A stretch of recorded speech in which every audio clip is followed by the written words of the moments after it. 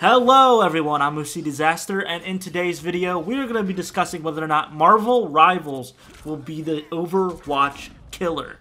And I'm not going to stretch this out, guys. I'm not going to make the video padded beyond belief. I'm just going to frankly say, I think it's going to take a while. I think we're going to have to look over a few years to see whether or not there's actually any impact. Sure, we can look at stats, sales, concurrent player counts, but I think there's a lot of other variables in there that we need to dissect and look at in order to figure out and analyze if Marvel Rivals will eventually overcome Overwatch, and that's just going to take time. One of the main reasons people are saying Marvel Rivals is the Overwatch killer is because the two are very similar.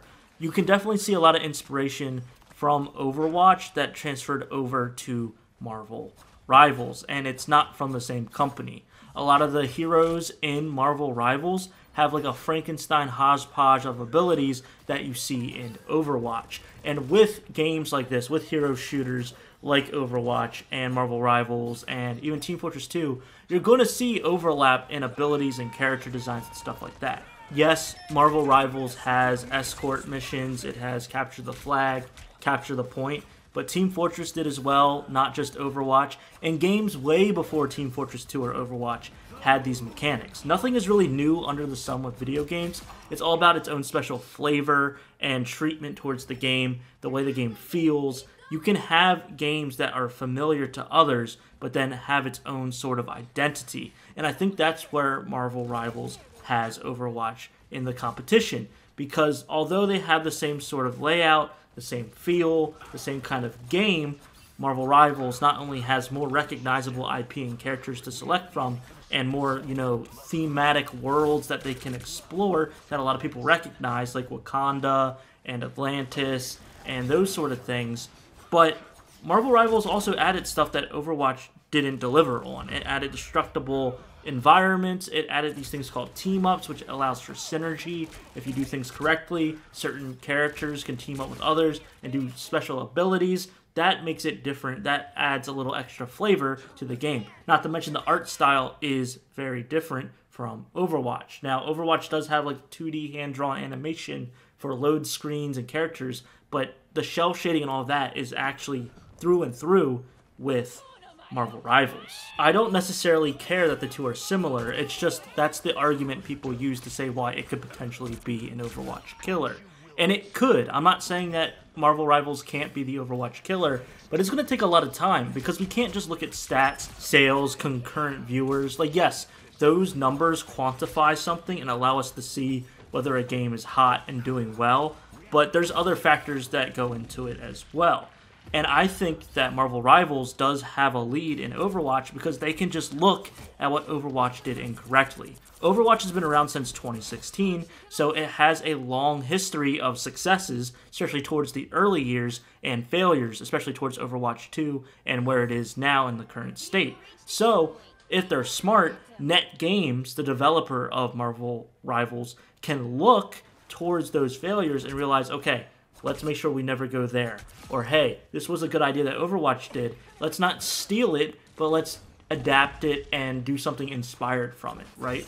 And go along that way. So they have a blueprint already made for them with Overwatch being out for so long, and that's where they have an advantage. However, a disadvantage Marvel Rivals has compared to Overwatch is, one, Overwatch has that loyalty. It has that consumer base that's been playing since 2016 and are die-hard Overwatch fans that will most likely stick with the game no matter what. But in addition, I believe NetGames is a smaller video game company or developer than Blizzard Entertainment is. And also, I believe NetGames mostly does like mobile games. And you can kind of tell with the interface, and I'll get into that in a second with Marvel Rivals, but I think that's also going to be a disadvantage is the resources, because Blizzard, their whole thing is they are like a big gaming company. They've been doing this shtick a lot longer, and a lot of their developers and everyone on their team has the experience. They know how the balancing works. They know how, the meta changes all the time. They know how to make sure the casual and the competitive scenes are both satisfied, or at least they did know that. They probably don't care as much anymore with how Overwatch 2 has been, in my personal opinion. So that's also some things that you can, look out for when we are comparing Overwatch and Marvel Rivals, is it's going to take time to see what NetGames does, how they balance the game, how they release new heroes, how the Battle Pass content works, if they change the monetization practices, if, you know, there's any kind of campaign that will roll out. These are the things that we have to keep an eye out for because, like I said, Overwatch has been doing this for years prior, so we can kind of see where that standard used to be and how they fell off that standard. And NetGames, they're already going to have to try to be at that level since they're already being compared to Overwatch. It's going to be different, and they're going to try their own things, but there's probably going to be a lot of complaints, especially in the earlier seasons, about balancing and patches and quality of life stuff. So that's something to consider when making the statement, the blanket statement, that Marvel Rivals is the Overwatch killer. But the number one thing I think that puts Marvel Rivals in a disadvantage, and they can't really fix now since the game is already released to the public, is they started out with way too many heroes. I know a lot of people are saying there's way too many duelists, and I think it's more than that. I think they released way too many heroes at the start. When Overwatch first launched back in its heyday, there weren't a lot of characters to play from. So there was an easier time to pick up a character, test them out, and learn them. But man, Marvel Rivals have so many heroes from the jump, it's going to be hard ever picking a main or really honing in on a certain character or learning matchups. That learning curve is going to be a lot higher, and that skill ceiling is going to be even higher. So I think that's actually a disadvantage. I love that they have all these heroes already out and ready to go and be playable, but sometimes it's not the best thing when you have a new hero shooter out on the market.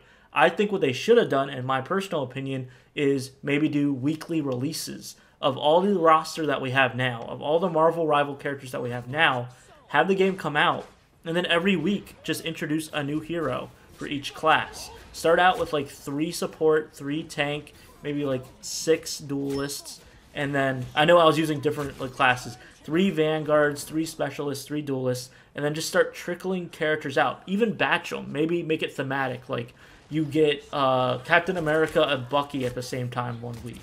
So that way people can play around with characters as they come in, they can test stuff out. But no, NetGames and Marvel just dump them all in. And once again, I love having that choice, having all those picks and variety, but it can actually hurt the overall learning of the game, which is what I'm realizing as I'm playing. And I think that's one detriment that Marvel Rivals has from the jump. Now, I haven't played much of the game yet. It's only been out for a week, like, officially. But these are the things that I'm kind of, like, picking up on. There's too many heroes.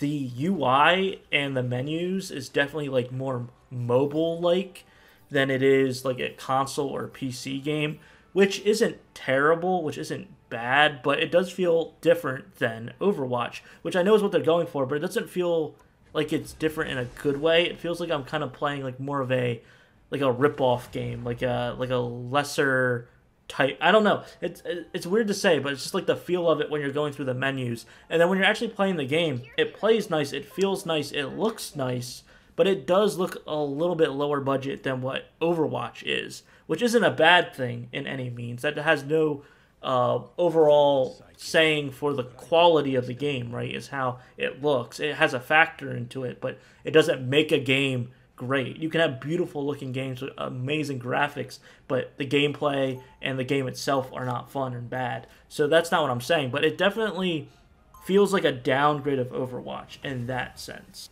To wrap this all up, I think it's a little premature to say that Marvel Rivals is the Overwatch killer. I think it's more fair to say Marvel Rivals could be the Overwatch killer in a few years, but we still need to see what NetGames does with this game. Heck, for all we know, they could just, like, abandon it after 2. We have to see how they patch the game, how they balance the characters, how they change and adapt to metas, and how they overall help the ecosystem of Marvel Rivals with the casual and competitive players, and if they have any shady business practices or they keep the monetization very nice and fluid. So we just have to wait and see. But I'd love to hear what you guys think down in the comments below. Let me know if you agree with me, disagree with me, and why, along with if you think Marvel Rivals is, in fact, the Overwatch killer. I'm OC Disaster, and I hope you have a super rest of your day. See ya.